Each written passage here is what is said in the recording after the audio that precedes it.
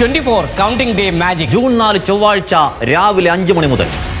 അണ്ണാ, അപ്പോൾ ഞാൻ ഇറങ്ങാം. ദേവികയെ പൊക്കിക്കഴിഞ്ഞാൽ ഉടനെ തന്നെ ഞാൻ ശിവസാറിന് മെസ്സേജ് ഇടും.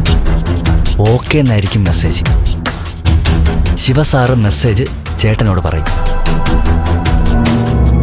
സുഭാഷേ, ആ ഓക്കേക്ക് വേണ്ടി ഞാൻ കാത്തിരിക്കും.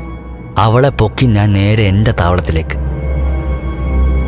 അടുത്ത മാസം അണ്ണൻ പുറത്തിറങ്ങിക്കഴിഞ്ഞാൽ ഉടനെ നിങ്ങളുടെ കല്യാണം. ദേവിയെ സ്വന്തമാക്കിക്കൊണ്ടാവണം എന്റെ പ്രതികാരം തുടങ്ങുന്നത്. അണ്ണാ, ആ ദേവികയുടെ കൂടെ ഏതോ ഒരു ജോലിക്കാരി ഉണ്ടെന്നല്ലേ പറഞ്ഞത്? അവിടെ എന്തെങ്കിലും പ്രശ്നം ഉണ്ടെന്ന് തോന്നിയാ ഞാൻ ആ ജോലിക്കാരി അങ്ങ് തട്ടും. അത് തട്ടിക്കോ, അതൊന്നും പ്രശ്നമല്ല. പക്ഷെ സുഭാഷ, കാര്യങ്ങളൊക്കെ കരുതലോടെ വേണം. അണ്ണ പേടിക്കാതാ. ഈ MLA സിദ്ധാർത്ഥ സാറിന്റെ മരുമകളല്ലേ ഈ ദേവിക? അതിന്റെ ഒരു ബഹളമൊക്കെ ഉണ്ടാവും. അതെങ്ങനെ കൈകാര്യം ചെയ്യണമെന്ന് എനിക്ക് നന്നായിട്ടറിയാം. ഈ സിദ്ധാർത്ഥ സാറിന് മുകളിലുള്ളവര് എന്നെ രക്ഷിക്കാനുണ്ടണ്ണ. സുഭാഷ, നീ എനിക്ക് വേണ്ടി ചെയ്യുന്നൊന്നും ഞാൻ മറക്കില്ല. അതൊന്നും അത്ര വലിയ ആനക്കാര്യമല്ല അണ്ണ. അണ്ണന്റെ ആഗ്രഹം നടത്തുന്നു, അതെന്റെ സന്തോഷാ. അണ്ണനെ ജയിലിലാക്കി ഈ പെണ്ണ് ഇന്നു മുതൽ നമ്മുടെ തടവില.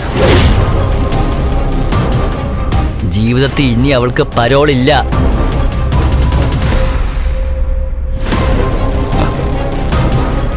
അണ്ണ, എന്താ? അതെ, ഒരു മുൻകരുതൽ പോലെ ഞാൻ ചോദിക്കാം. അവളെ തട്ടിയെടുക്കുന്നതിനിടയിൽ നമ്മൾ പ്രതീക്ഷിക്കാത്ത എന്തെങ്കിലും സംഭവിച്ചെന്നിരിക്കട്ടെ.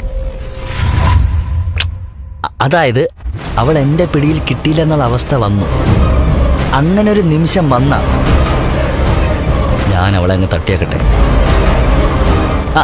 അല്ല, അവസാനത്തെ കഴിക്കാതെ ഉണ്ടാവും. നമ്മുടെ ഒരു രക്ഷയ്ക്ക് അവളെ തീർക്കേണ്ട ഒരു അത്യാവശ്യമുണ്ടെങ്കിൽ ഞാനങ്ങ് തീർത്തേക്കട്ടെ. തീർത്തേരെ. നമ്മുടെ രക്ഷയ്ക്ക് വേണ്ടി മാത്രമല്ല, എനിക്ക് കിട്ടാത്തത് വേറെ ആരും അനുഭവിക്കാതിരിക്കാൻ കൂടിയാ. അവളെ അങ്ങ് തീർത്തേരെ. പക്ഷെ കൊല്ലുന്നതിന് മുമ്പ് അവളെ ഒന്ന് അറിയിച്ചേക്കണം. ഇത് കാർത്തികേയന്റെ കൊട്ടേഷനായിരുന്നു.